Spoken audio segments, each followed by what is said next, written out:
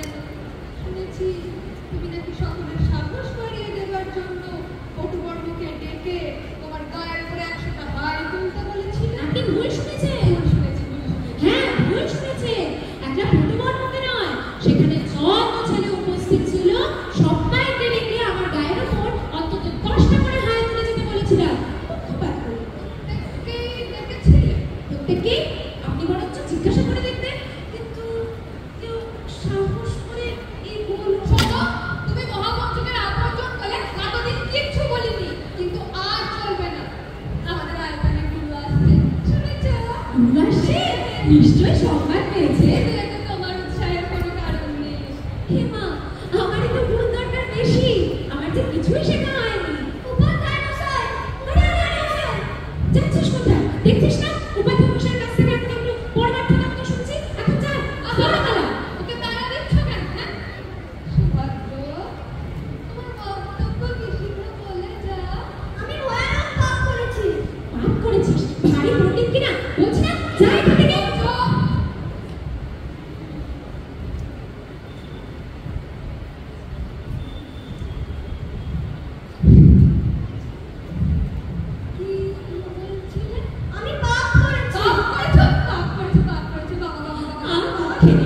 মেরে কিন্তু বন্ধ ফেলে এখন আমি কাছে ছোট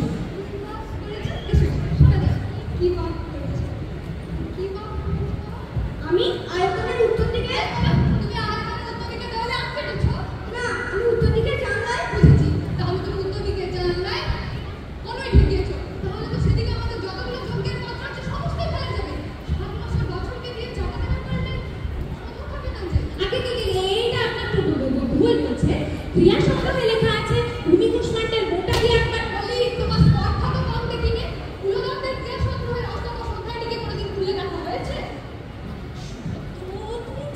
আগে তো কুলদন্তকে তো আগে মানে মানো কুলদন্তকে তুমি মানো না কিন্তু ভরদ্বাজ মিশ্রের প্রযুক্তি তো মানতেই হবে উপাধ্যায় মশাই আমি ভয়ানক পাপ করেছি আর সেই কথাই তো হচ্ছে তো চুপ কর না আচ্ছা শুভ তুমি আয়তনের দেওয়ালে যে আমটা কেটেছো সেটা চতুষ্কোণ নাকি গোলাকার আম কাটিনি আমি জামাগুলো পায়ে রেখেছিলাম হ্যাঁ সর্বনাশ করেছিস কি আজ 345 বছর ওই জানলাটা খুলিনি জানিস আমার কি হবে তোমার জয় জয়কার হবে সুভদ্র আজ 345 বছরের রাজমহল তুমি ঘুচিয়েছো তোমার এই অসামান্য সাহস দেখে উপাধ্যায় মশাইয়ের মুখে আর কোনো কথাই নেই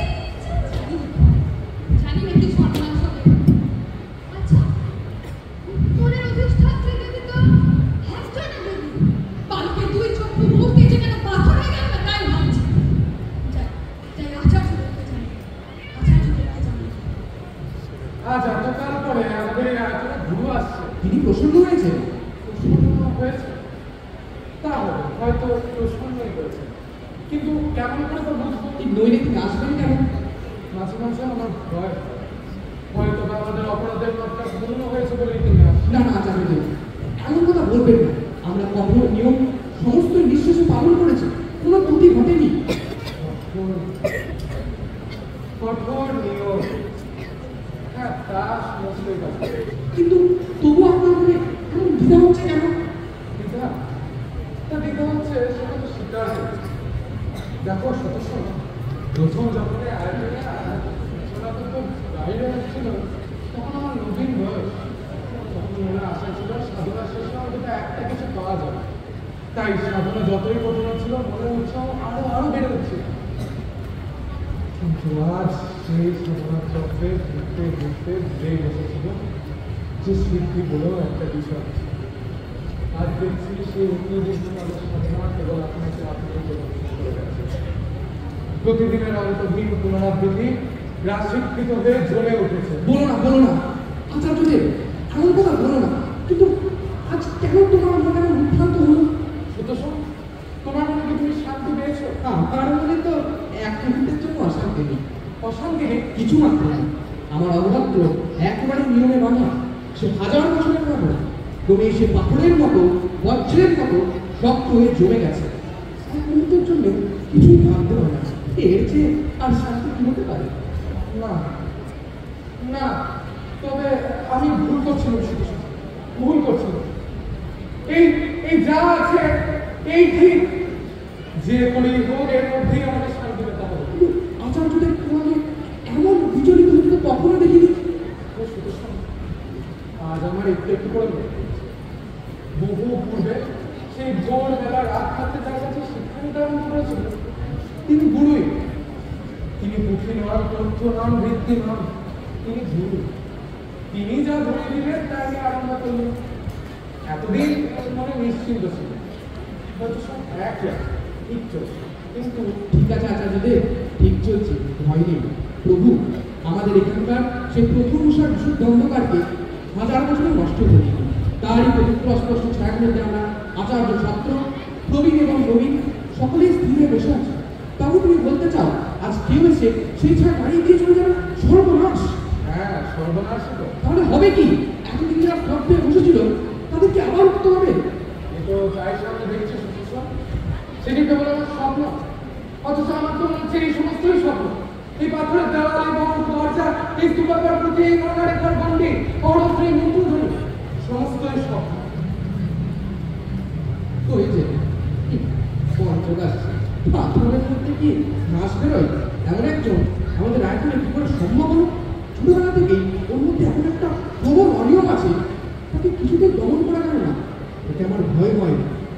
দুর্লক্ষণ এই আয়োজনের মধ্যে কেবল তোমাকে নয়। আচার্যদেব শোনো না, তুমি না এটাকে ভরসা পর্যন্ত বারবার ভরসা করবে। আচ্ছা আচ্ছা, তুমি যাও, আমি ওর সঙ্গে একটু টিভিতে কথা বলে দেখি। আরে বৎস পৌঁছচ্ছে, এসো বৎস এসো। বললেন কি? আমাকে ছুলেন? কেন বৎস, বাধা কি আছে? আমি যে আচার রক্ষা করতে পারি না। কেন পারবে বৎস? প্রভু, কেন তা আমি বলতে পারি না। আমার যে ভাবার উপায় নেই। কিন্তু তুমি তো জানো আমাদের এখানকার যে নিয়ম, সেই নিয়মকে কেন্দ্র করে হাজার বছর ধরে হাজার হাজার লোক নিশ্চিন্ত হয়ে আছে। আমরা যে কেউ তাকে ভাঙতে পারি না। আচার্যদেব, যে নিয়ম সত্য তাকে ভাঙতে না দিলে যে তার পরীক্ষা হয় না। না না, নিয়মের জন্য ভয় নয় বৎস, নিয়মের জন্য ভয় নয়। কিন্তু যে সেই নিয়ম ভাঙতে যাবে তার বা প্রতিহত দেবো কেন? আমি কোনো তর্ক করব না। আপনি যদি নিজ মুখে আমার আদেশ করেন যে আমাকে সমস্ত নিয়ম পালন করতেই হবে, তাহলে করব। আমি আচার অনুষ্ঠান কিছুই জানি না। আমি কেবল আপনাকেই জানি। আদেশ করবে বৎস তোমাকে? না, সে আমাদের বলবে। কেন করবেন না প্রভু? কেন বলবো বৎস? যখন আমি তোমাকে দেখি তখন যেন আমি তোমার মধ্যে মৃত্তিকা বৎসকে দেখতে পাই। যখন দেখলাম এত চাপেও তোমার মধ্যে প্রাণ কিছুতেই বলল না, তখন বুঝলাম মানুষের প্রাণ ওই মন্ত্রের চেয়ে বেশি সত্য, হাজার বছরের ওই অতি প্রাচীন আচারের চেয়ে বেশি সত্য। যাও বৎস, তোমার কাজে তুমি যাও, আমাকে কোনো কথা জিজ্ঞাসা করো। আচার্যদেব, আপনি জানেন না, কিন্তু আপনি আমাকে ওই নিয়মের চাকা নিচ দিয়ে টেনে নিয়েছেন। আমি কেমন করে বৎস? কেমন করে তা বলতে পারি না। তবে আপনি আমাকে এমন কিছু দিয়েছেন যা আচারের চেয়ে, নিয়মের চেয়ে অনেক বেশি। এই যে উপাচার্য মশাই এলেন, হুট করে কাজের কথা আছে, বিদায় হন। উপাধ্যায় এসছে। উপাধ্যায় সংবাদ আছে বোধ করি। অত্যন্ত মন্দ সংবাদ। অতএব সেটা সত্য বলা দরকার। আচার্যদেব, সুভদ্র আমাদের আয়তনের উত্তর দিকের জানলা খুলে বাইরে দৃষ্টিপাত করেছে। সর্বনাশ! উত্তর দিকটা তো একজোড়ে দেবী। সেই তো ভাবনা, আমাদের আয়তনের মন্ত্রপুত রুদ্ধ বাতাসকে বাইরে হওয়া কতটা দূর পর্যন্ত আক্রমণ করেছে বলা তো যায় না। না না, এখন কথা হচ্ছে এইভাবে প্রায়শ্চিত্ত নাকি? না না, আমার তো সেরকম স্মরণ হয় না। এই উপাধ্যায় না না না, আমিও মনে রাখতে পারিনি। আজ প্রায় 300 বছরের প্রায়শ্চিত্তটা আমাদের প্রয়োজন নেই, সবাই ভুলেই গেছে। ওই তো মহাপঞ্চক আসছে, যদি কারো জানা থাকে তো বলো। মহাপঞ্চক সব শুনেছ মন্ত্রী? সেজন্যই তো এলুম। আমরা এখন সকলে অসুস্থ। বাহিরের হাওয়া আমাদের আয়তনে প্রবেশ করেছে। না না, এভাবে প্রায়শ্চিত্ত নাকি? ক্রিয়াকর্ম বলতে এখন উল্লেখ পাওয়া যায় না। একমাত্র ভগবান জগন্নাথ কিন্তু আধিকারিক বর্ষায় লিখছেন অপরাধীকে 6 মাস মহাতামস সাধন করতে। মহাতামস? হ্যাঁ, আলোকের এক রশ্মি মাত্র সে দেখতে পারে না, কেননা আলোকের দ্বারা যে অপরাধ, অন্ধকারের দ্বারা কাজ। তাহলে মহাপঞ্চ এই সমস্ত ভার আমি তোমার উপরেই রইল। চলো, আমিও তোমার সঙ্গে যাই। সুভদ্রকে তো তখন হিন্দুমর্দন করে স্নান করিয়া নিবে। শোনো, প্রয়োজন নেই। কিসের প্রয়োজন নেই? কাজ শেষ করো। প্রয়োজন নেই বলছেন? আধিকারিক বর্ষায় বলে আমি এক্ষুনি দেখিয়ে দিচ্ছি। দরকার নেই। আমি আশীর্বাদ করে তার সমস্ত পাপ কেমন এও কি কখনো সম্ভব হয়? যা কোনো শাস্ত্রে লেখা নেই, আপনি কি তাই? না হতে দেব না। যদি কোনো অপরাধ ঘটায় তবে তা আমার, তোমাদের কোনো ভয়ের কারণ নেই। এরকম দুর্বলতা তো আমরা আগে কোনোদিন দেখিনি। এই তো, সেবার অষ্টাঙ্গ শুদ্ধি উপবাসে বালক কুশল সিং জল জল করে পিপাসায় প্রাণত্যাগ করল। সেবার তো আপনি নীরবে ছিলেন। তো কোনো ভয় নেই সুভদ্র, কোনো ভয় নেই। এই শিশুটিকে অভয় দাও প্রভু। সুভদ্র, তুমি কোনো ভয় করে পাচ্ছ? তুমি কোনো ব্যাপার নেই। যারা হাজার বছর ধরে মুখ প্রীতিত করে তোমাকে ভয় দেখাচ্ছে, এই সমস্ত পাপ তাদের। এসো বৎস, তুমি আমার সঙ্গে এসো। এসো বৎস, তুমিও এসো। এটা কি হলো আচার্য মশাই? আমরা সকলে অসুচি হয়ে রইলুম। আমাদের জাত, যজ্ঞ, ব্রত, উপবাস সমস্ত বন্ধ থাকলো। এতে সহ্য করা শক্ত। এ সহ্য করা চলবেই না। আচার্যদেব কি তবে আমাদের লেকচার সাথে সমান করে দিতে চান? তুমি আর সুভদ্রাকে বাঁচাতে গিয়ে সনাতন ধর্মকে বিনাশ করবেন? এ কিরকম বুদ্ধি বিকাশ ঘটল? এই সময় আচার্য বলে গণ্য করাই চলবে না। না সে কি হয়, যিনি একবার আচার্য হয়েছেন তাকে কি আমাদের উপাচার্য মশাই, আপনাকে কি আমাদের সঙ্গে যোগ দিতে হবে? এই নতুন কিছুতে যোগ দেওয়ার বয়স আমার নয়। আজ বিপদের সময় বয়স বিচার। ধর্মকে বাঁচানোর জন্য যা করার করো। আমাদের এলাকা হবে আচার করে বসা। আমরা একসঙ্গে এসেছিলাম, যদি বাইরে আবার বিদেশে থাকে একসঙ্গেই বাইরেও যাবে। কিন্তু একটা কথা চিন্তা করে দেখবেন, আচার্যের অভাবে আপনারা কিন্তু আচার্যের অধিকার সেই কথা বলে আমি আচার্যদের বিরুদ্ধে করাবো। আর এই কথা বলবার জন্য তুমি যে মুখ খুলেছ সেটা কি আমাদের রাজ্যের উত্তর দিকে জানলা করা হচ্ছে কম্পা? উপাধ্যায়, আর বিলম্ব নয়। আচার্য অদিন পূর্ণ যতক্ষণে আগ্রহ থাকবেন ততক্ষণ আমাদের ক্রিয়াকর্ম সমস্ত বন্ধ, ততক্ষণ আমাদের অসুখ।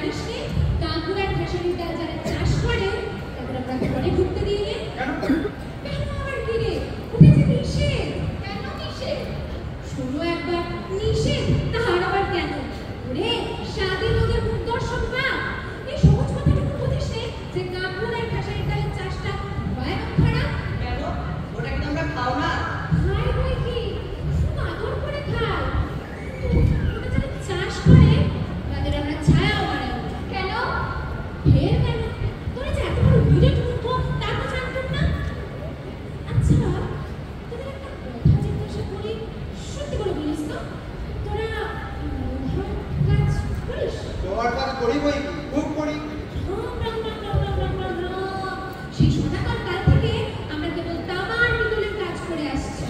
লোহা বানাতে পারি, কিন্তু সব দিন নয়।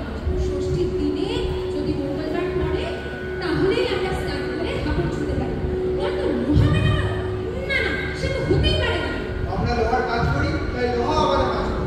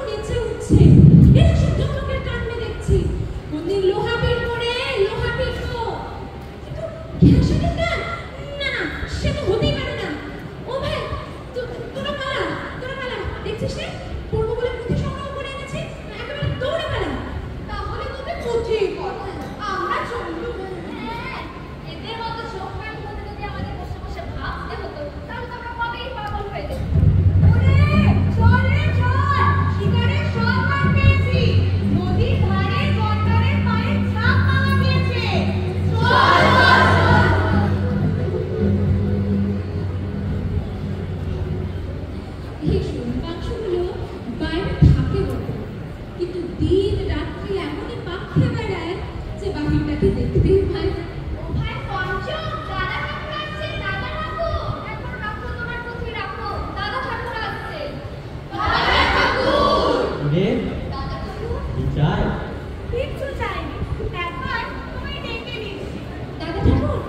বিধায় পঞ্চক যে ওরা সবাই তোমাকে ডাকছে, আমার কেমন ডাকতে ইচ্ছে করলো। চোখে ভাবছি ওদের দলে মিশবো না, কিন্তু তাই আরো জড়িয়ে পড়ছি। আমাদের দাদা ঠাকুরকে নিয়ে আবার দল কিসের? ও হ্যাঁ, তোরা তো তোদের দাদা ঠাকুরকে নিয়ে দিন রাত মাতামাতি করিস। একবার আমাকে একটু ছেড়ে দে, আমি একটু নিরালায় বসে কথা কই। ভয় নেই, তোদের দাদা ঠাকুরকে নিয়ে গিয়ে আমাকে রচলায় মানে কপাট দিয়ে রাখবো না। কপাটের বাপের সাথে নেই যে বন্ধ থাকে। তোমাদের রচলায় পাথরগুলো সন্ধ্যা নাচতে আরম্ভ করবে। আর সেগুলোর মধ্যে বাঁশি বাজবে। ওরে চল না চল, আমরা আমাদের কাজগুলো সেরে আসি। দাদা ঠাকুরকে নিয়ে পঞ্চমে একটু বসুন।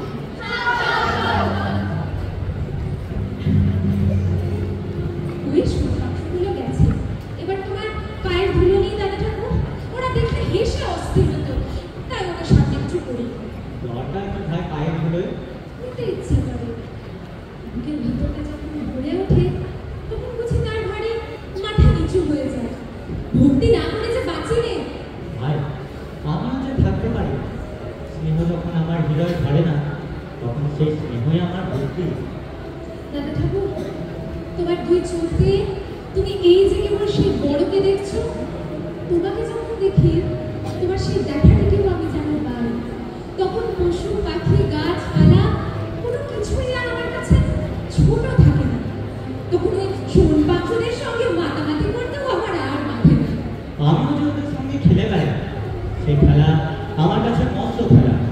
আমার মনে হয় আমি যেন ঝর্ণার ধারার সঙ্গে খেলছি। আমার মনে হয় আমি যেন সমুদ্রের ঢেউয়ের সঙ্গে খেলছি। দাদা ঠাকুর, তোমার কাছে সবই বড় হয়ে গেছে। না ভাই, বড় হয় সত্য, সত্য হয়ে উঠেছে। সত্য যে বড়ই, ছোট তো মিথ্যা। দাদা ঠাকুর, শুনছি আমাদের গুরু আসছে। গুরু কি সরকার, ভারী উৎপাত করবে তো তা। একটু উৎপাত হলে যে বাঁচি, চুপচাপ থেকে থেকে প্রাণ যে হাঁপিয়ে উঠেছে। আচ্ছা আচ্ছা বেশ, তোমার গুরু এলে তাকে দেখে না যাবে। এখন তুমি কেমন আছো বলো দেখি। ভয়ানক টানাটানির মধ্যে আছে ঠাকুর। মনে মনে প্রার্থনা করছি, গুরু এসে যেদিকে হোক একদিকে আমাকে ঠিক করে রাখুন। ভয়ে থাকা খোলা হাওয়ায় অভয় দিয়ে ছেড়ে দিন, নয়তো অবশ্যই বুদ্ধি চাপা দিয়ে রাখুন। মাথা থেকে পা পর্যন্ত আগা ঘোরা যেন একেবারে সমান চাপটা হয়ে যায়। সে তোমার গুরু তোমার উপর যতই প্রতিভা চাপান না কেন, তার নিচে থেকে আস্ত তোমাকে টেনে বের করে আনতে পারবে। হ্যাঁ, তুমি পারবে সে আমি জানি। কিন্তু দেখো ঠাকুর, একটা কথা বলি তোমাকে। ওই যে অচলায়তনের মধ্যে আমরা সবাই দরজা বন্ধ করে আছি, দিব্যি আছি। ওখানে আমাদের সমস্ত বোঝাপড়া একেবারে শেষ হয়ে গেছে। সেখানকার মানুষ সেই জন্য বড় নিশ্চিন্ত। কোনো কিছুতে তারা একটু সন্দেহ হবার জন্য। কিন্তু ঠাকুর, সেখান থেকে বের করে তুমি আমাকে এই যে জায়গাটা নিয়ে এসেছো, এখানে কোনো মহাপাঞ্চক দাদার টিকি দেখার জন্যে মাথা জবাব পায় তার কাছে। সব কথারই বারবার বাকি থেকে যায়। তুমি এমন করে মনটাকে উজ্জ্বল করে দিলে ঠাকুর। তারপর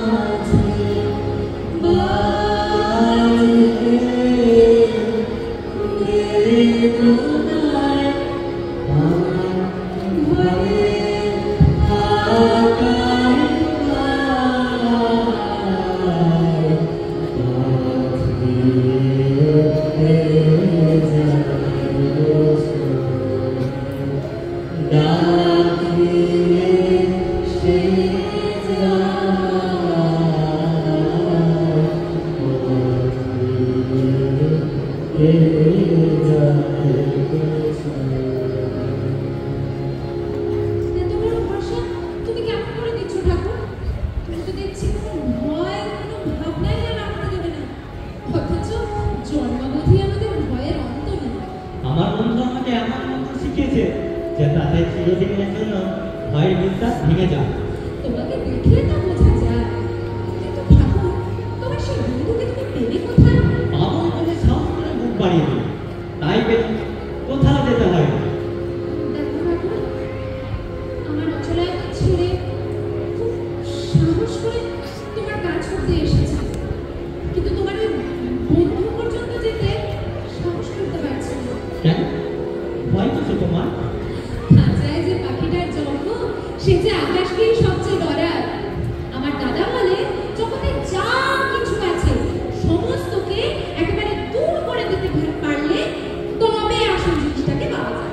তোমার দাদা তো তাই বলে, কিন্তু আমার দাদা বলে যখন সমস্তকে পাই তখনই তার মধ্যে আসল জিনিসকে পাওয়া যায়।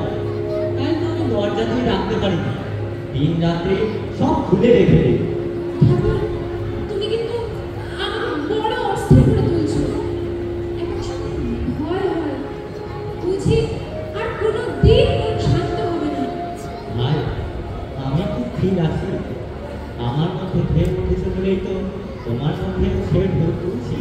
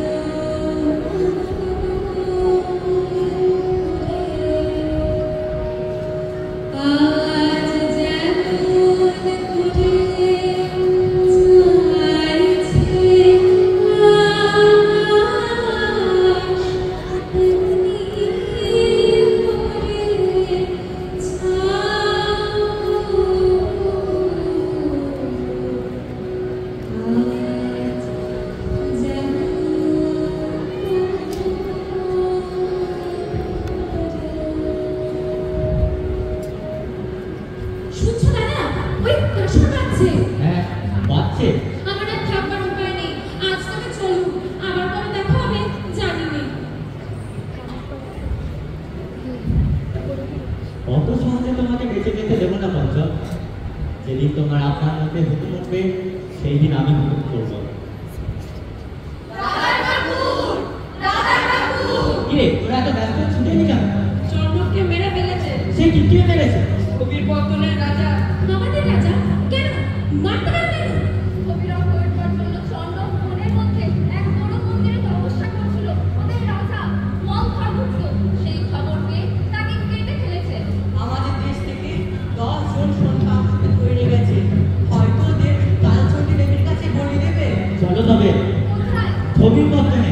এখনই। হ্যাঁ হ্যাঁ, এখনই। ওরে, চল রে, চল।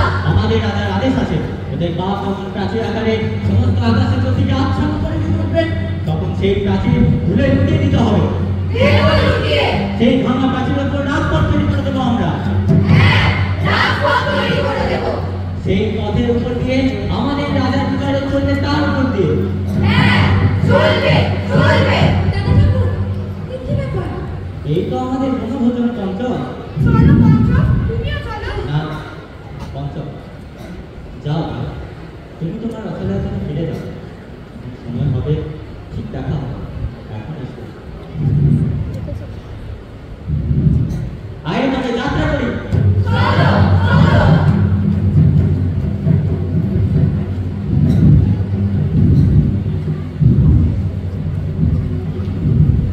আচার্য অদিনপূর্ণ যদি স্বেচ্ছায় পদত্যাগ না করে তাহলে তিনি যেমন আছেন থাকুন, কিন্তু আমরা তার কোনো প্রসঙ্গ মানব না। তিনি বলে তার গুরুদেবীকে আসনে বসিয়েছে, তার গুরুদেবী সে আসন থেকে নামিয়ে নেবে, কিন্তু তিনি অপেক্ষা করছে।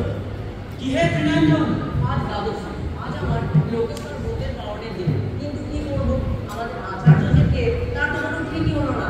আমাদের যে সমস্ত ক্রিয়াকাণ্ড বন্ধ হতে বসেছে, এর কি করা যায়? সে তো আমি তোমাদের বলে রেখেছি। এখন এই আশ্রমে যা কিছু হচ্ছে সমস্ত নিষ্ফল হচ্ছে। শুধু নিষ্ফল হচ্ছে তাই নয়, আমাদের অপরাধ ক্রমেই জমে উঠছে। এ যে বড় সর্বনাশ কথা। কিন্তু আমাদের গুরু আসতে তো দেরি নেই, এর মধ্যে আর কত অনুষ্ঠিত হবে। আরে এখন আমার তর্ক, অনেক শুধু সময় লাগে না। কি গো, বললে না? ব্যাপার কি? তোমরা তো আমাকে বলে এলে সুভদ্রকে মহাতামসে বসাতে, কিন্তু বসাই কার সাধ্য? কেন, কি বিঘ্ন ঘটেছে? প্রতিমার বিঘ্ন রয়েছে তোমার পঞ্চ। পঞ্চ?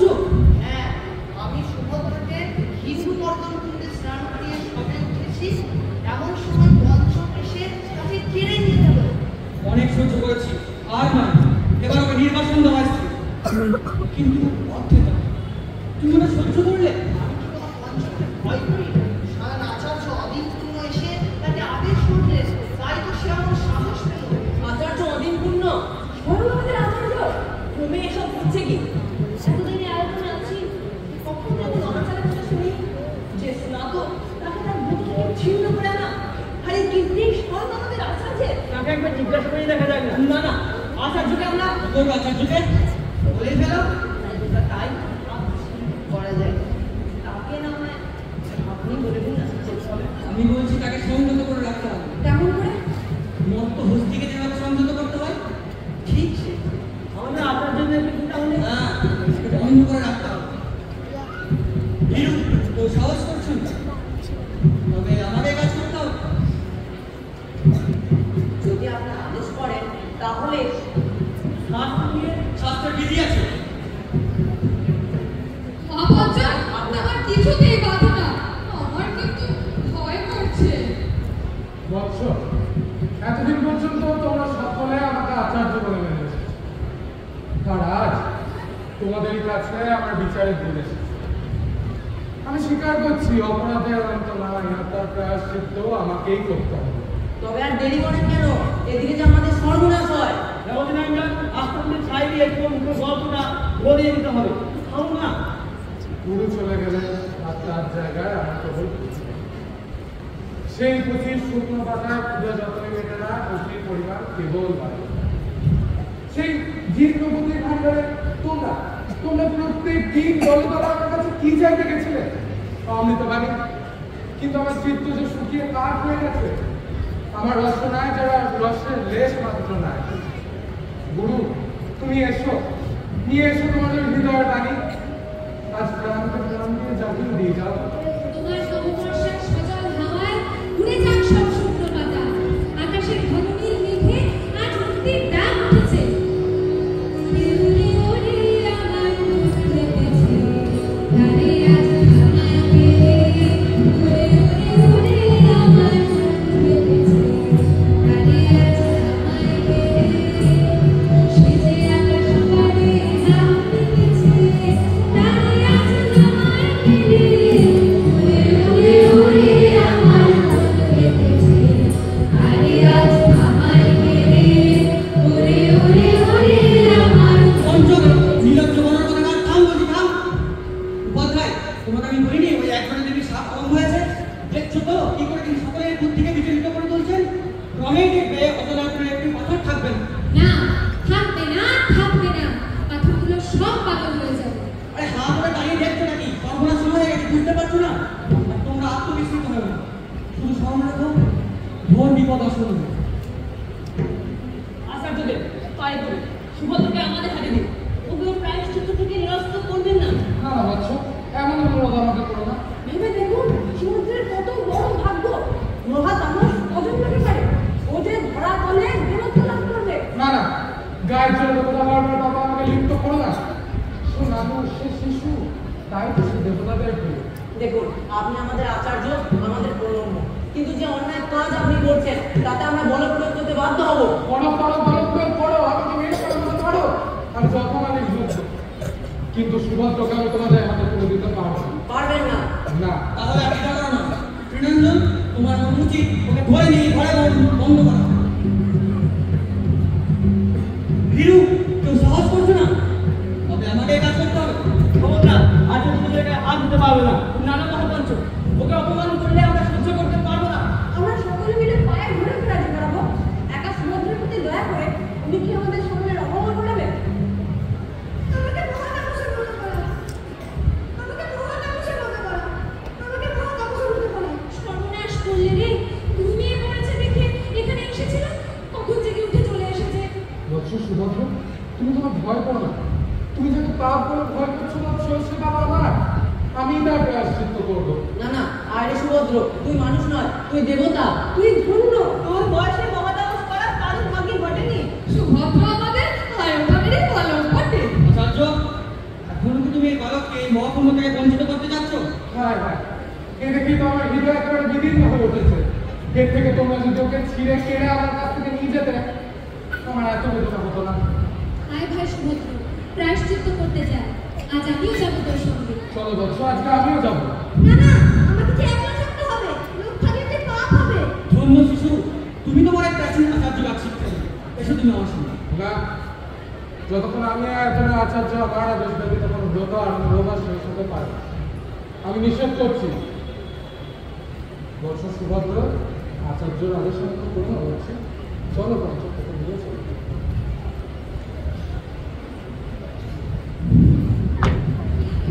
ঠিক, তোমাদের মতো ভীরুদের দুর্গতির হাত থেকে রক্ষা করা এমন সাধ্য করবে।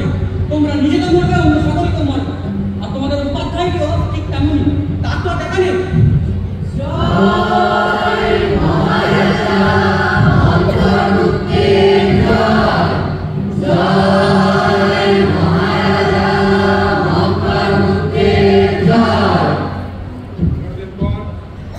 সকলকে নমস্কার। কুশল তো? অত্যন্ত মন্দ সংবাদ। প্রত্যন্ত দেশের দূতে এসে খবর দিল তার মধ্যে দলে সবাই প্রাচীর পরিচালনা করেছে। টাকা থাকলে দল করা। ওই যে সোন বংশীরা, সোনপাংশ যদি আমাদের প্রাচীর ভাঙে, তাহলে সমস্ত বন্ধ বন্ধ করে দেবে। সেই জন্য তো আমি ছুটে এলুম। তোমাদের কাছে আমার প্রশ্ন এই যে তারা আমাদের প্রাচীর ভাঙল কেন? শিক্ষা স্বাচ্ছন্দ্য মহাপ্রভু তোমাদের প্রাচীর রক্ষাই করছেন। তিনি আপন শিক্ষা ন্যায্য সোন বংশীদের কাছে নত করলে নিশ্চয়ই তোমাদের মন্দির উচ্চারণের অশুদ্ধি হচ্ছে। ইয়া বলিতে স্থলন দেখা দিয়েছে। তাহলে যে স্বপ্ন কি? আপনি সত্য প্রমাণ করেছেন মহারাজ। একজন দেবীর সান্ত্বনা ব্যর্থ পারে না। একজন যদি সাপ, কেন তার সাপ? যে উত্তর দিকে তার প্রতিষ্ঠান, সে উত্তর দিকে একদিন জানলা করা হয়েছে। তবে তোমার আছে। আচ্ছা, প্রবীণ পূর্ণ এভাবে প্রায় শুরু করতে দিচ্ছেন না। তিনি জোর করে আমাদের ঠেকিয়ে রেখেছেন। আমি শরীর করতে করে এলুম। দাও দাও, আচার্য অধীন তুমি এক্ষুনি নির্বাসিত করে দাও। আর আমি আমার বলছি, না না, ইতিক্ষণ একবার এত সময় নেই। বিপদ আসন্ন। বিপদের সময় আমি আমার রাজপুরে ফেলতে পারি। শাস্ত্রে তার বিধান আছে। তা আছে, কিন্তু আচার্য কি হবে? তুমি তুমি আজ থেকে আমি তোমাকে আচার্য করে দিল। এসব বলে সাক্ষী হইলেন। দেখো মহাপক্ষ, যুদ্ধে যেতে চায়। আমার যদি হার হয়, তবে সে তোমারই হায়ের জন্য অক্ষয় বলব। সে আমি করে দেব। কোনো ভয় করবে না।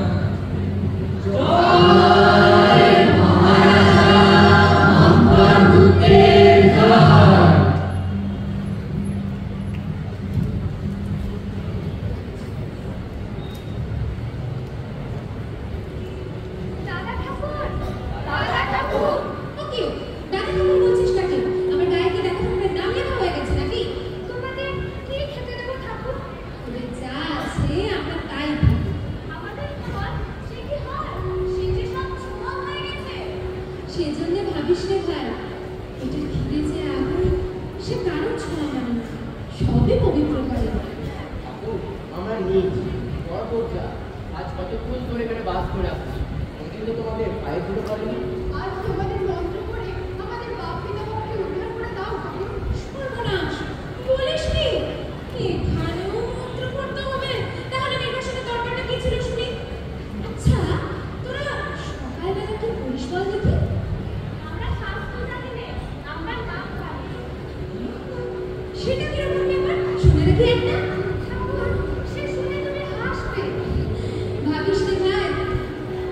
নির্ভয়ে শুনিয়ে দেব। আচ্ছা আর ভাই আমি গান গাও।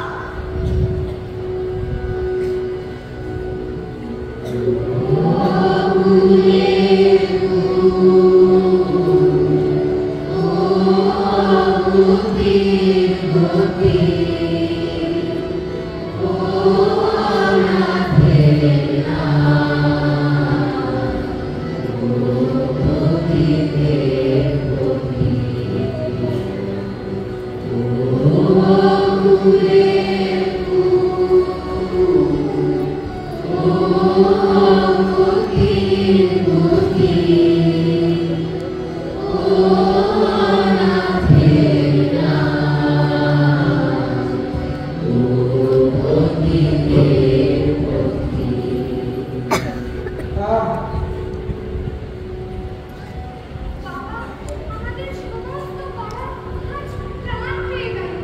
এতদিন তোমার চরণ ধুলোটা এখানে পড়ে। সে আমার অভাগ্য বাবা, সে আমারই অভাগ্য। বাবা তোমার স্নানের জল কাকে দিয়ে ধুলাবো? এখানে তো বাবা তোরাই ছিলাম কি? আমরা তুলে আনবো, সে কি হয়? হ্যাঁ বাবা, আজ তোদের তোলা জলে আমার অভিষেক। ওরে চল ভাই চল আমাদের পাড়া নদী থেকে জল আনতে চল। পঞ্চ, কাল সন্ধ্যাবেলা এখানে এসে দেখে খালি জল। আমি তো কাল রাত্রে ঘরের বাইরে শুয়েই কাটিয়ে দিয়েছি। মনের যখন এরকম অত্যন্ত প্রকৃত অবস্থা, যখন সমস্ত মন আপনাকে আদ্যপ্রান্ত পাপ লিপ্ত মনে করে বসে আছে, এমন সময় সন্ধ্যাবেলা ওদের কাজ থেকে ফিরে এসে গান ধরল। আর সেই গান শুনে আমার যেন একটা পাথরের দেহ গলে গেল। আমি দেখছি এই দরজাতে একটা ভূত।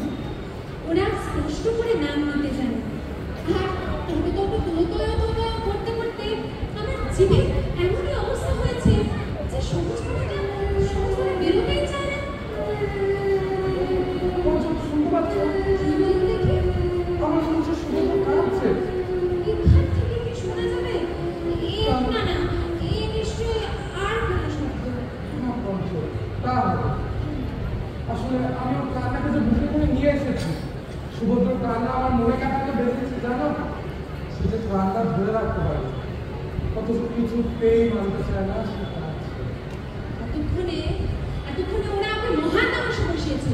আর সকলে মিলে খুব দূরে থেকে বাহবা দিয়ে বলছে, সুভদ্রা তুমি দেব শিশু। ওরা ওদের দেবতাকে কাঁদাচ্ছে, পঞ্চকরা ওদের দেবতাকে কাঁদাচ্ছে। আর সেই কান্না এ রাজ্যের সমস্ত আকাশ আকুল হয়ে উঠেছে। তুমি যে কেমন তুমি প্রার্থনায় বেড়া সততা বিজয়ী না হয়ে গেল না তাই। আরে সত্য শোন, তুমি এখানে আর কোথাও যাবো বলো? তুমি চলে আসা মাত্র অচলা এত সে কি কঠিন হয়ে উঠলো, কি শুকিয়ে গেল সে আমি বলতে পারি না। এখন এসো একবার গোলাম লিখো। না না, আমি যে কাল থেকে ঘর শুনতে শুনতে কিছুই করিনি। তা হোক তা হোক, তোমার আলিঙ্গন যদি অসুচি হয় তাহলে সেই অসুচিতার পূর্ণ দীক্ষাই আমাকে দাও। উপাচার্যদেব, অচলা এখানে তোমার কাছে যে সমস্ত অপরাধ করেছি আর যে দর্ভ করার সেসব ক্ষমা করে না।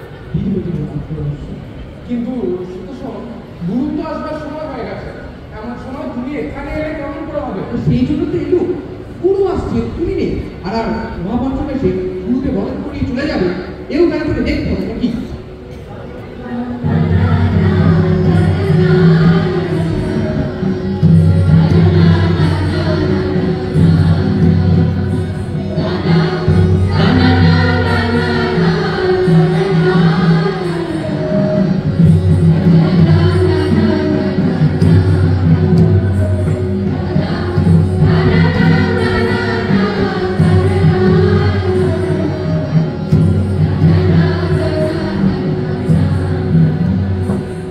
বাবা, আজ তোমাদের একটু শোনা হবে। আজ কি কাণ্ড? বাবা ঠাকুর আজ তোমাদের দিনে সময় হবো কখনো পাইনি, আজ তোমাদের পেয়েছি। আমরা কিছুই জানি না, তোমাদের দেবতা তো আর আমাদের ঘরে আসে না। কিন্তু আজ তোমরা কি মনে করে দক্ষিণ হয়ে এই অদ্ভুতের ঘরে এসেছে? যা আছে তাই দিতে হবে, সেবা করো। আমাদের গোত্র নেই, যে আমরা শুধু গান গাই।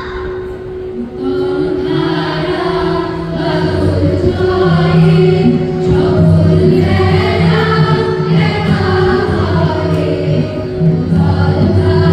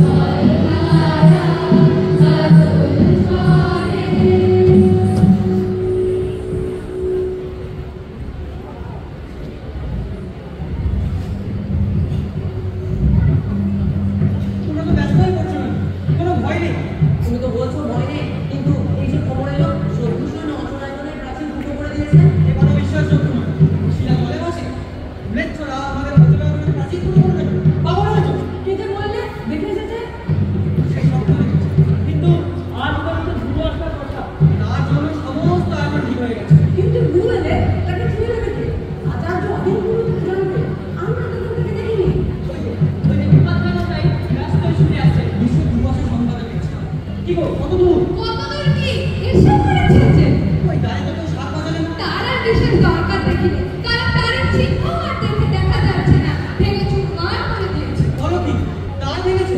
শুধু তার নয়, প্রাচীরগুলোকেও এমনি করে শুয়ে দিয়েছে যে তাদের সম্বন্ধে চিন্তা করবার দরকার নেই। কিন্তু আমাদের দুই পক্ষকে গণনা করে স্পষ্ট দেখিয়ে দিয়ে গেল যে তার যে বেশ স্পষ্ট দেখা যাচ্ছে শত্রু সৈন্যদের ওই রক্তবর্ণ টুপিগুলো। কি সর্বনাশ! কিসের মধ্যে তোমার মহামন্ত্র? আমি তো তখনই বলেছিলাম এসব কাজ এই কাঁচা বয়সের দুটি বড় অকাল বন্ধদের দিয়ে হওয়ার নয়। কিন্তু এখন করা যায় কি? আমাদের কাঁচা যুগের থেকে বিরিয়ানি দিয়ে তিনি থাকলে সেই বিপত্তি ঘটতেই পারত না। দেখো মহামন্ত্র, আমাদের আয়োজনে যদি কোনো বিপত্তি হলে তাহলে তোমাকে টুকরো টুকরো করে ছেড়ে ফেলবো। আহা আহা, ওই পরিশ্রমটা তোমাদের করতে হবে না, তার জন্য উপযুক্ত লোক আসছে। তোমরা মিথ্যা বিজড়িত হচ্ছ। বাইরের প্রাচীর ভাঙতে পারে, কিন্তু ভিতরে লোহার দরজা বন্ধ আছে। সে যখন ভাঙবে তখন চন্দ্র সূর্য দিতে পারে। তার যে আমি ভয় দিচ্ছি, তোমরা স্থির হয়ে দাঁড়িয়ে অচল আয়তনের রক্ষক দেবতার ভাস্কর্য শক্তি দেবে। তার যে দেখি বেরোবার রাস্তাটা কোন দিকে। আমাদের মধ্যে সেই ইচ্ছা, কিন্তু এখান থেকে বেরোবার পথে জানিই নেই। কোনোদিন বেরোতে হবে বলে স্বপ্নেও মনে করিনি। সূর্য, ওই সূর্য, ভেঙে পড়ো সব। ধরো মহামন্ত্রকে, বাঁধাওকে, একজনে দেবীর কাছে ওকে বলি দেবো চলো। তবে তাই নিলাম আমার দেবীর কাছে, তার গো শান্তি হবে। এমন নিষ্পাপ বলি তিনি আর পাবেন কোথায়? গুরু আছে, গুরু আছে। শুনলে তো আমি নিশ্চয় জানবো তোমাদের আশঙ্কা বৃথা। বলিনি, আর বলিনি। জয় গুরুদেব জয়, জয় গুরুদেব জয়। উপাধ্যায়, এই কি আমাদের গুরু? দেখছি, তুমি আমাদের গুরু? হ্যাঁ, তুমি আমাকে চিনবে না, কিন্তু আমি তোমাদের গুরু। তুমি গুরু, কিন্তু তোমাদের মানবে কে? তুমি আমাকে মানবে না জানি, কিন্তু আমি তোমাদের গুরু। সে তুমি না হয় গুরু, তবে শত্রু বেছে কেন? এই তো আমার গুরুর বেশ। তুমি যে আমার সঙ্গে লড়াই করবে, সে আমার গুরুর অভ্যর্থনা। কেন তুমি আমাদের কাছে ভেঙে দিয়ে এলে? কারণ তুমি তো তোমার গুরুর প্রবেশের পথ রাখোনি কোথাও। তুমি কি মনে করছো তুমি অস্ত্র হাতে এসেছো বলে আমি তোমার কাছে হার মানবো? না না, এখনই না। তবে হার তোমাকে মানতে হবে, আর মানতে হবে তোমাকে পদে পদে। আমাকে নিরস্ত্র থেকে ভাবছো আমি তোমাকে আঘাত করতে পারি? সে আঘাত করতেই পারে, কিন্তু আহত তো করতে পারবে না। আমি যে তোমার গুরু। কথাই তোমরা কে কে প্রণাম করবে? আপনি যদি আমাদের প্রণাম গ্রহণ করেন, প্রণাম করবো। তুমি আমাদের পূজারিতে আসেনি? না, আমি তোমাদের পূজারিতে আসিনি, আমি তোমাদের অপমান নিতে এসেছি। তোমার পশ্চাতে এই অস্ত্রধারী কারা? এরা এরা সর্বাংশ। সর্বাংশু? এরা হ্যাঁ। আমার অনুবর্তী? হ্যাঁ এই মন্ত্রহীন কর্মকাণ্ডহীন ম্লেচ্ছদল। হ্যাঁ, এসো তো তোমার এই মন্ত্র এদের একবার শুনে দাও। এদের কর্মকাণ্ড কিরকম তাও তুমি দেখতে পাবে। যিনি সকল কাজে কাজে মোরা তারি তাদের সঙ্গী, যার নানা রঙের রঙ্গ মোরা তারি রঙের রঙ্গী। যিনি সকল কাজে কাজে মোরা তারি তাদের সঙ্গী, যার নানা রঙের রঙ্গ মোরা তারি রসের রঙ্গী। যিনি সকল কাজে কাজে। আমি এই আচার্য না, একটু আদেশ করছি তুমি এদের দিনে বাহির হয়ে যাও। আমি যাকে আচার্য নিযুক্ত করবো সেই আচার্য, আমি যা আদেশ করবো সেই আদেশ। কথাই আমাদের এমন ভাবে দাঁড়িয়ে থাকলে চলবে না। চলো আমাদেরকে বাহির করে দিয়ে এই অসহায় করে দরজা খুলে একবার দ্বিগুণ দৃঢ় করা বন্ধ করি। দরজার কথা বলছো? সে তো আমি আকাশের সাথে নির্বিষণা করে শুইয়ে দিয়েছি। তাহলে ভালো করেছো, ভালো করেছো। আমাদের কোনো অসুবিধা হচ্ছিল। হ্যাঁ, ওটা আলাদা নির্বিষণা। পাথরের প্রাচীর তোমরা ভাঙতে পারো, লোহার দরজা তোমরা খুলতে পারো। কিন্তু আরেকবার ইন্দ্রের দ্বার রোধ করে এই বসুন যদি গায়ক কথা শুনে মুড়ি তবুও তোমাদের খাওয়া তোমাদের আলো লেশ মাত্র তোমাকে স্পর্শ করতে পারে। এই রাত্রি টকা দিয়ে মাথার খুলিতে একটু সাফ করে দিলে বুদ্ধিতে একটু হাওয়া লাগতে পারে। কিসের ভয় লাগা আমায়? তোমরা বড় তোমরা আমাকে মেরে ফেলতে পারো, এর চেয়ে বেশি ক্ষমতা তোমাদের নেই। ঠাকুর এই লোকটাকে বন্দি করে নিয়ে চলো, আমাদের সে যুগের ভারী মজা লাগবে। ওকে বন্দি করবে তোমরা? এমন কি ক্ষমতা তোমাদের হাতে আছে? ওরা যেখানে পৌঁছেছে সেখানে তোমাদের ক্ষমতা অস্ত্র শস্ত্র কিছুই পৌঁছায় না।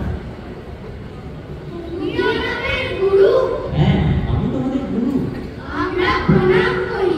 বৎস, তোমরা মহাজীবন লাভ করো। ঠাকুর, তুমি আমাদের কি করবে? আমি তোমাদের সাথে খেলবো। খেলবে? হ্যাঁ, কোথায় খেলবে? আমার খেলার মস্ত মাঠ আছে। এখানে খেলতে গেলে পাপ হবে না? কিসের বা? কোনো জায়গায় গেলে পাপ হয় না? না বাছা, খোলাঘাট জায়গায় গেলে যে সব পাপ মুছে যায়। কখন নিয়ে যাবে? এই তো এখানকার কাজ শেষ হলে প্রভু, আমরা বলবো প্রভু।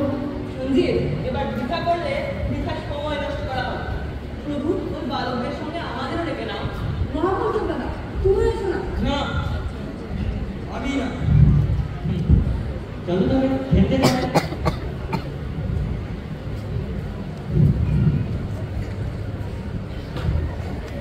দূরে থেকে নানা শব্দ শুনতে পাচ্ছি আচার্যদের। অচলায়তনে বোধহয় খুব সমারোহ চলছে। হ্যাঁ, সময় তো হয়েছে। কাল তো কোনো আসবার কথা ছিল। আমার মনটা ভারী ব্যক্ত হয়ে উঠেছে। একবার সত্যি সত্যি যদি সেখানে তিনি আজ একাদশীর তর্পণ করবেন বলে কোথায় ইন্দ্রতৃণ পাওয়া যায় তার খুঁজে বেরিয়েছেন। আচার্যদের প্রণাম। কিরে, তোরা তো ব্যস্ত কিসে?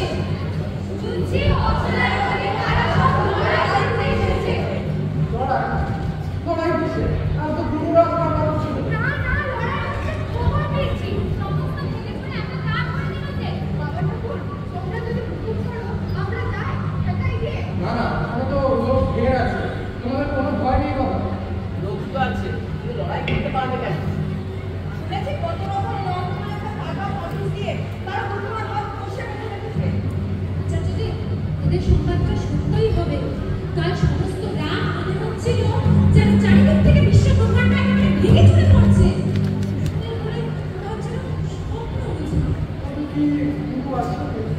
হয়তোবা দাদা আমার গুরুর সঙ্গে লড়াই বাঁধিয়ে বসেছেন। আমরা শুনেছি, কে বলছিল গুরু এসেছে। গুরু এসেছে, সে কিরকম হবে? আচ্ছা, লড়াই করতে করে এসেছে বললে কি? এমনিতে শুনি রাজা নাকি বলে দাদা ঠাকুরের দল। দাদা ঠাকুরের গান? বল বল শুনি, সত্যি বলছিস তো রে? হ্যাঁ, সকলেই তো বলছে, দাদা ঠাকুরের দল। ওরে, কি আনন্দ রে, কি আনন্দ! কি বলছো? তুমি হঠাৎ এরকম উন্নত হয়ে উঠলে কেন? আচার্যদের, আমার মনের একটা বাসনা ছিল। কোনোদিন যদি আমাদের দাদা ঠাকুরের সঙ্গে গুরু মিলন করিয়ে দিতে পারি, তাহলে দেখি কে হারে কে জেতে। ঠাকুর, হুকুম করো, ওদের সঙ্গে একটু চলে আসো। দেখি এখানেও মানুষ আছে। হ্যাঁ হ্যাঁ, মানুষ আছে। আয় না ভাই, আজ আমিও যাবো তোদের সঙ্গে।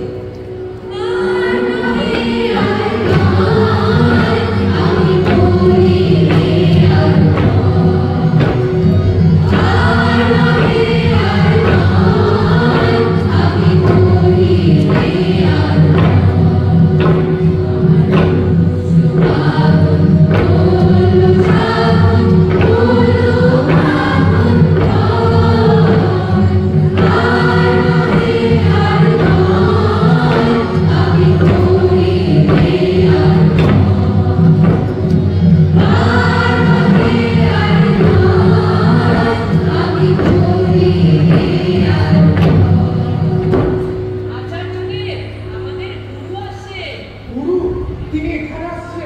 আমাকে একবার খবর দিলে তো আমি নিজে যেতাম।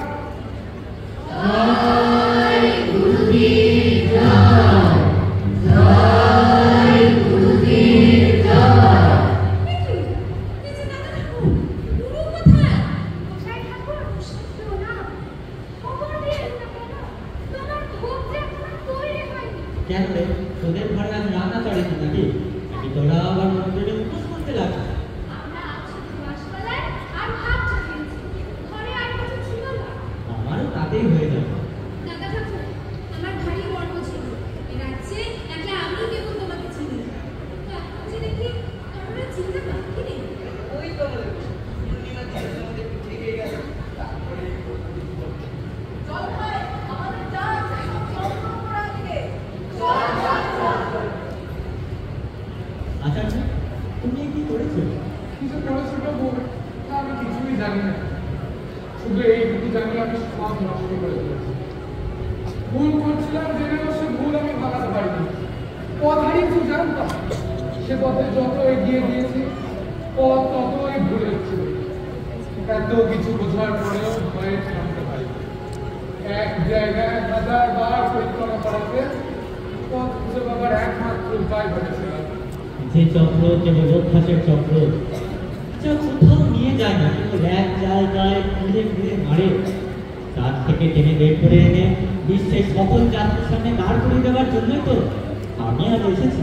ধন্য করেছো না, খুব ধন্য করেছো। কিন্তু এতদিন কেন আসেনি? আমাদের বাসায় গর্ব করে কেউ দুটো রান্না ছিল। এদের দেখা দেওয়া যে সহজ, তোমাদের দেখা দেওয়া তো সহজ করে রাখা নেই। ভালো করেছি, তোমার শক্তি পরীক্ষা করে নিয়েছি। এখন তবে তোমার সঙ্গে তোমারই বোঝা মাথায় নিয়ে বেরিয়ে পড়ি। আমি তোমার জায়গা ঠিক করে রেখেছি, ওই অচলার। আমার কারাগারের মেয়ে না পুরোই আরে কারাগার যা ছিল সে তো আমি সব ভুলে লুটে দিয়ে এসেছি। এখন সেই উপকরণকে তোমাকে সেখানে মন্দির করে তুলতে হবে। কিন্তু অচলা করে লিখেছে আমাকে আমার বলে ফোন করবে না। আমি বলেছি অচলা, তুমি অচলার থেকে সব থেকে আঁকো। কি করতে হবে ঠাকুর? সে যেখানে আছে সবাইকে ডেকে এনে আনতে হবে এক জায়গায়। ভাই কি খুলবে? না যদি তুলোয় তবে এমনি করে আর একদিন দেওয়াল ভাঙতে হবে। এমনি করে গেছে আমার আর রাজবাড়ি। মানে শুনে হ্যাঁ, ওদেরকে ডেকে এনে বসাতে হবে, ওরা কিছুটা বসতে শিখুক। শুন মাংসটা বসবে ওরে বাবা রে। তার চেয়ে ওদের ভাঙতে ছুটতে দিলে ওরা কোনো বেশি ঠান্ডা থাকে। ওরা যে ছটফট করাকে মুক্তি বলে মনে করে। কিছুদিনের জন্য তোমার মহাপঞ্চদাদের হাতে ওদের ভার দিলে ওরা কিছুটা ঠান্ডা হয়ে নিজেদের ভিতরটা পাক ধরাবার সময় পাবে। তাহলে আমার মহাপঞ্চম দাদাকেও কি হ্যাঁ, ওইখানেই বলবি তার ওখানে অনেক কাজ। এতদিন মহাপঞ্চম মনে করছিল দরজা বন্ধ করে ঘরের অন্ধকারে চাকাটা বেশ চলছে, কিন্তু চাকাটা যে কোনো এক জায়গায় দাঁড়িয়ে আছে তা সে বুঝতেও পারে না। আজ আলোতে তার দৃষ্টি খুলে গেছে, সে আর সে মানুষ নেই। আর এই ছিল অপরাধের কি আমি বললো প্রভু? তোমাকে আর কাজ করতে হবে না, তাকে তুমি আমার সঙ্গে এসো। রক্ষা করলো প্রভু, আমাকে বাঁচালে। আমার চিত্ত যে শুকিয়ে পাথর হয়ে গেছিল। আমাকে আমার এই পাথরের বেড়া থেকে বের করে নিয়ে চলো প্রভু। ভয় নেই, আচার ভাবনাও নেই। আনন্দে বর্ষার ধারা নেমে এসেছে, তার ঝরঝর শব্দে মন নৃত্য করে উঠেছে আমার। রাজা ঠাকুর, রাজা ঠাকুর। আর তো পারি নে, দেওয়ালটা একটু বাকি আছে। এখন কি করবো? মেকানিকে কাল হয়ে গেল।